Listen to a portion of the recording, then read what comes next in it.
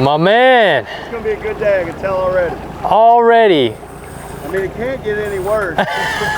What do you mean? What happened? Man, I get up, set the alarm for 3:15, right? Get up, all right, grab my stuff, start packing my suitcase, everything. I throw it in the back of the truck, I go back inside, I grab some drinks and things, I go in the passenger side and I put it in my truck. I shut the door, I literally walk around to my door, doom, locked. You gotta be kidding me. So I'm like, all right, no big deal, right? Pull out the app, unlock, and it just sits there and goes like this. It's just spooling. And I'm like, so I delete the app, I bring it back on, do it. Nothing. And I'm like, you got to be kidding me. That's when I texted you. Then I'm like, okay, something's going on here. So like, I'm trying to rack my brain. I call like the customer service or whatever. They get me on a call. They try to do it remotely. They're like, yeah, it's not working, blah, blah, blah. So then I have to wait on a locksmith to come to my house, unlock it. So by that time it's 5:20. And when I was supposed to be here at 7. Yeah, it's cool. You didn't really miss a whole lot. 3 hour and 30-minute drive. Start at 5:20 to be here at 7. That works out real good if you do the math. It's good math. I'm just glad you're here, brother. I know, right? Good to see you again, man. You too, man. Yeah, I'm pumped to get you out here on the Dream Machine. Let's do it. All right, yeah, we had a good little scouting session for you. Yeah, I saw the picture. Yeah, so. Pretty upset. A good friend would have waited till I got here. See, I like him. I like him already. Brian, Matt Casey. How you doing, man? Brian Robison. Nice to meet you. The man with camera is Mike. Mike Thienes. Not much. How you doing? Good, man. I grew up in a small country town, Splendora, Texas. Very small. You know, we've got creeks and stuff there, little farm ponds and stuff. Okay. So that's kind of how I grew up fishing. But actually, my mom used to fish the lady bass anglers and bass and gal circuit. Really? Yeah, so actually, one of my first fish that I ever caught was actually a bluegill on the side of Kentucky Berkeley Lake. So that's kind of how I got started. Did the whole pond scene and all that stuff. Fished the creek there in my hometown. Went to college. Would make multiple trips as often as I could to Marble Falls and fish the dam there. Okay. Marble Falls. Yeah. And then got in the NFL and started doing some saltwater stuff. I would hire some guys and stuff like that to take me out saltwater. I bought my first boat in 2012. All right. And started fishing out of a 23-foot Hurricane deck boat. And got hooked on that. Next year, I bought a 2002 Skeeter. Okay. The next year, I bought a 2013 Ranger. Okay. And then I've had 2 more boats since then. I've had a Ranger, and then of course now this Camus, and got addicted to the tournament bass fishing scene in probably 2014. Started dabbling in some tournament stuff. Started fishing the at the time it was called the Costa Series, right, for FLW in 2017. I think was the first year I entered one. And yeah, that's kind of been the deal. Started doing that, and then started getting into the whole filming deal. And yeah, so that's the evolution of Brian Robison's fishing. I'm gonna make it real easy today, my friend. All right. Got a big swim jig in case they're on that big bluegill profile bait. 3/4 ounce Uoze swim jig with a 5-inch spark shad trailer. That's what I'm hoping they're gonna bite. That would be awesome if they did. And then when they're a little bit off of that, the realism of that dark sleeper has been lights out. Sweet. And then if it gets down to it, we've got the 3-inch spark shad. I know. But we'll just keep that on the deck. Not to the spark shad, Yeah. the whole finesse thing. And when we had like 4 follows and the guy was like, this was a great day, I was like, I'm out. If that's a great day, then I want no part of it.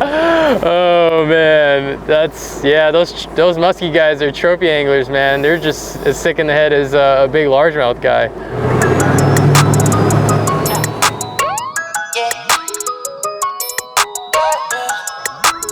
12 or above. Woo! Okay. I thought you said you were asking for very little. No, I said. Oh, we got our first double. Is that a smile on your face? Don't lie. Come on.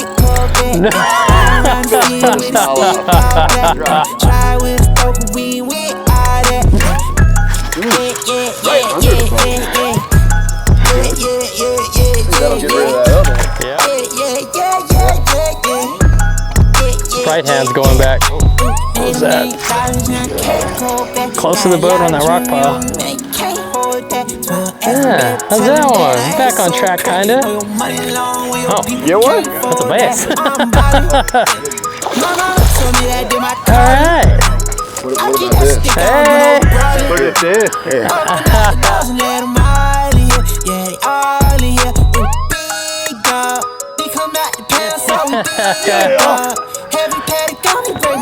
Oh, look at that, just fell right out. Uh-oh. Oh, that's a giant, dude. That is a giant. Look, he's pulling drag.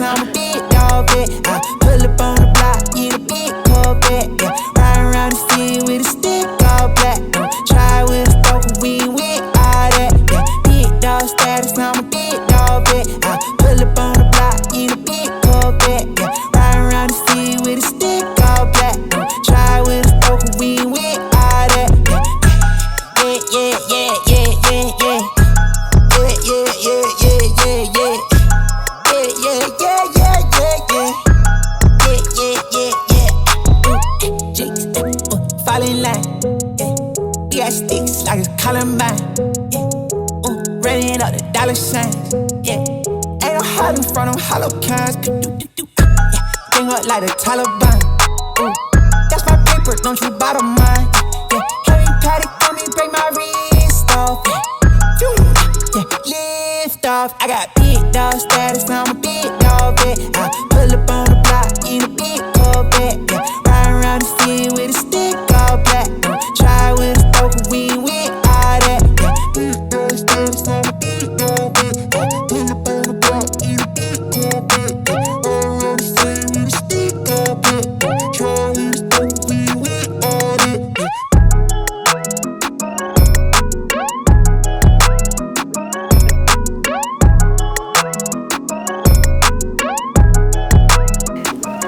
Good times. Minnesota largemouth. Hey, quit trying to make yours look big. Come get you some. Does that work with the body too? Like, Oh gosh. Now watch this. This is how you know you're a non-professional fisherman. Fish have been biting over here, right? I'm not even throwing over there. I'm just gonna come over here. I'm gonna throw it that way. For what reason? Honestly, I don't know why I just did that. I want to go to Cali though. yeah, I was about to say not I want everything. to go to Cali though. Not everything is bigger in Texas. Yeah, but people have this weird perception that California is easy. That, oh man, if I fish in Cali, I'd catch a 10-pounder too, blah, blah, blah. Dude, I got a sunfish that is absolutely tagging. Man, these guys are asking for it, man. I mean, he is tagging on. Look at, oh yeah. He just. Look at Hey, go figure. I mean, look, yeah, let's look at this. Big fish, little bait. Fish. Did you just call my fish a eh? He's like a Danny DeVito. Love you, Danny. These kids don't know who Danny DeVito is, man. That's true. I literally had to tell somebody that, like, think I've had more injuries since I've retired and started fishing than I did my whole career in Minnesota. Now, I'm always fascinated to hear how people fall into this wormhole that is fishing. That is a great word for it. It's just a black hole, man. It just sucks your life in. Getting deeper and deeper. Yeah. You can't fight the gravity. Nope. Everybody's got a unique story for the most part. Yep. Like, it's cool that you're like second generation.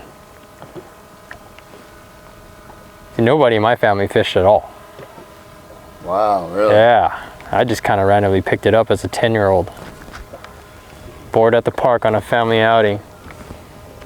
Found some old line on the on the shoreline. Had a couple of those eagle claw snailed hooks tangled in the mess. Untangled like 3 feet of it, tied it on the end of a stick, and flipped over some rocks. I knew I could find some worms and put them in my little party cup. And I walked my little happy ass over to the fishing pier, man, and got my first bite. And I'm sure it was a bluegill or a red ear sunfish. Popped my line though on the what I was a poor excuse for a hook set at the time. It was just instinct. I felt something, and so I went to yank. And that was it. The one that got away. And here we are now. I'm fishing with Brian Robison in Minnesota.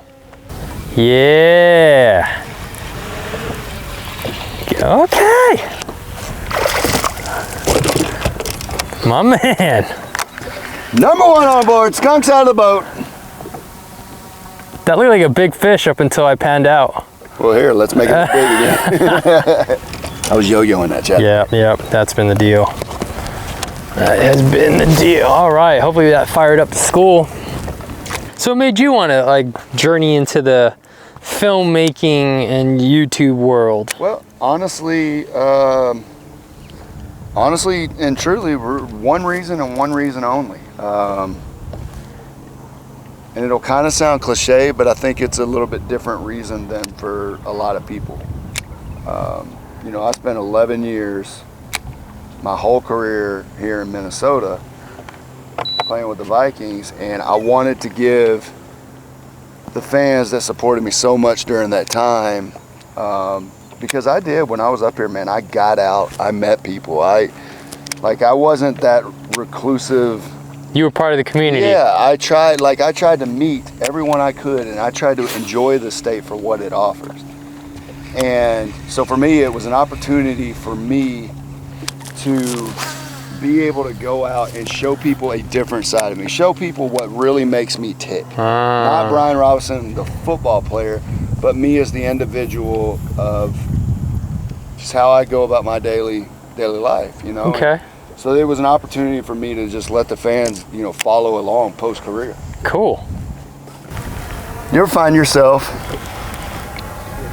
that 10-year-old boy, looking back on it and being like, why don't I still fish like that? Like, just no thought process, just go fish.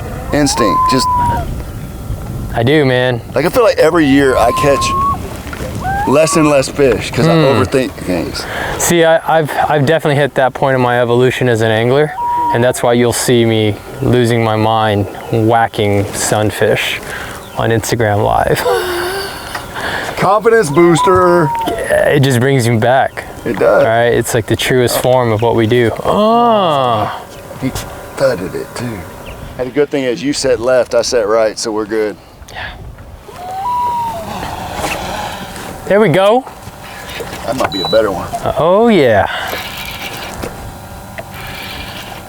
Stick him. That is a better one. Nice job. All right, I'm going deeper. Hold that bad boy up for Mike. Even the little ones are fat. Yeah, they're chubby. They're like the old lineman of the bass down there. So what brought you back up to Minnesota? Because I know you were home when I hit you up. Oh yeah, got him. There we go. Man, I love a good jig bite. They're big. You okay? It's just medium. It'll work. First one of the day, I'll take it. It'll work.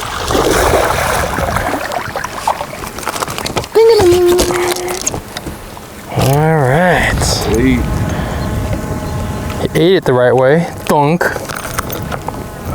at that, look at that, look at that. Thanks, bud.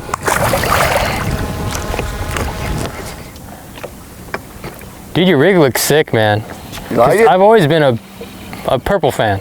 Donatello is my favorite Ninja Turtle. There you go. Now you're talking, Malane. I mean, look, you even throw a chatterbait. Man, I see it. I see it. It's funny, like, everybody thinks, that I got it because I play with the Vikings, but I've always been a purple fan, too. All right. It's always been one of my favorite colors. And that just was kind of icing on the cake. And it's funny, like, That's rad.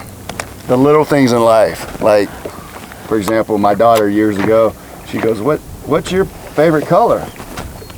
And I said, well, what's your favorite color? She said, purple. Boy, you talk about your heart melts. That's cool. Daddy's girl. That's rad.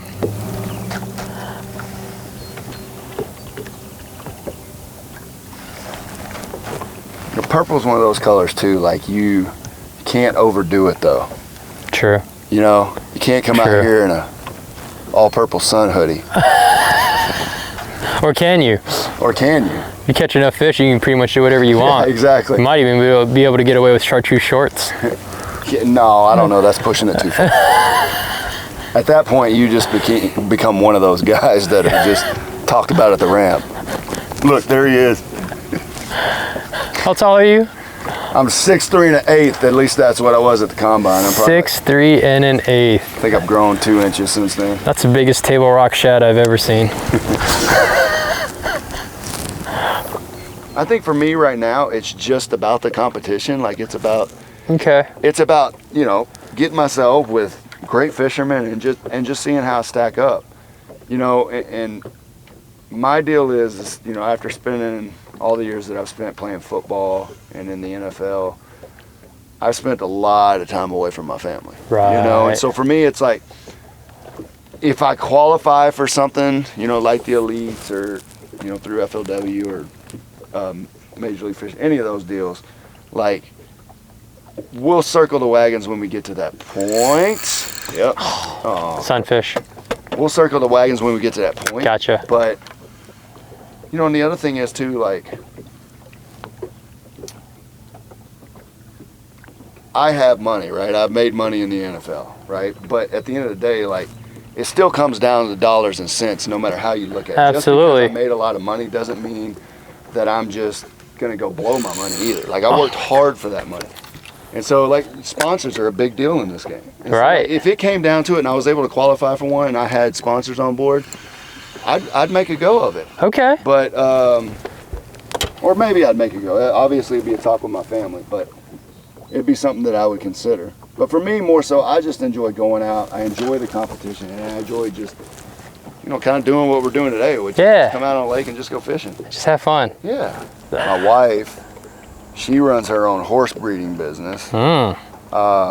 So I think at the house right now, we've got like somewhere around 60 horses there. What? Yeah. So yeah, it's really cheap to run a horse farm, just so you know. Yes, there's a lot of sarcasm to that. So, you know, it's very busy there. Then, of course, she's also a professional barrel racer, so she travels a lot doing rodeos and things like that. And then, of course, we got an 8-year-old girl and a just turned 6-year-old boy. Panfish killer. Oh man, he just any type of fishing. He just ate up with it. Maddie is starting to ride with her mommy a little bit, so mama's happy about that.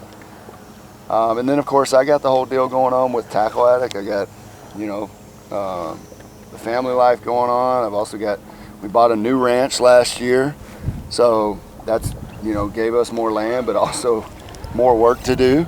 More work on the plate, yeah. And of course doing the whole fishing gig and stuff, so, and filming, so yeah, a lot going on. Absolutely. So kind of to lead into the question I had for you, and I mean, it's funny you asked that because I was sitting there thinking about it when you talked about it. I want to know what all Oliver Nye has going on outside of the filming that everybody kind of knows you for. I want to know what else Oliver has going on. Man, fishing is totally taken over my life in a good way. Yeah. It's very time consuming, and I feel like I make it look easier than it is to catch bigger than average fish, right? No matter what the species is. I mean, the brand is Big Bass Streams. It's not any bass streams. And with those big fish come the challenge of trying to conquer them everywhere I go. And that's been all consuming. But through fishing, I continue to get to do a bunch of rad things, man, and engage with the rad people and travel to parts of the world, even here in the States, that I never had access to. And it's all through fishing. So pretty much everything that I got going on is related to fishing at some level. Right. Now here's a question for you. Okay. All right, you're a pretty avid bass angler, but on the other side of the coin, you've been one of the top professional athletes in the world. When people try to dismiss the physical elements of bass fishing, how would you respond to that? I think the element that everybody misses when it comes to the sport of fishing is the mental element. Okay?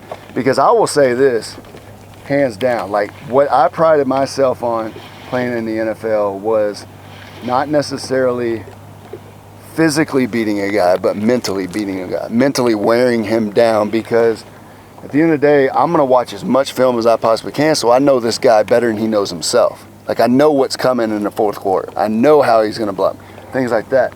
Well, to me, fishing even takes it a step further. Okay, because one, in the sport of football, you can mess up and 9 times out of 10, nobody's gonna know. Because let's say they run away from you and you just did a horrible job of keeping your gap and everything else, nobody sees it because the ball went to the other side. Whereas fishing, if you mess up, everybody sees it. That's right. Everybody knows Or it. doesn't see it. Yeah. So the mental element of the ever-changing conditions and the grind of we haven't caught a fish in 4 hours. Right. How do I keep in tune with this? You know, those type of like when you're by yourself, you talk to yourself a lot. Maybe not outwardly, but inwardly, you're talking to yourself a lot. And it's easy for someone who hasn't caught a fish in 4 hours to kind of get down on himself. What the heck? They're jumping. They're free jumping. I got that. So yeah, when it comes to the mental element of fishing, I think it's one of the toughest sports out there. Wow. I really do. All right. Those of you guys that follow my Patreon account know about the little tips, like using the Zap-A-Gap to extend the life of your soft plastic trailers on jigs. But that's gonna keep me way more efficient, keep those fish from pulling my bait down off the jig head, give me a second chance on missed bites, and keep more baits from getting torn up so I can buy more baits. I told you.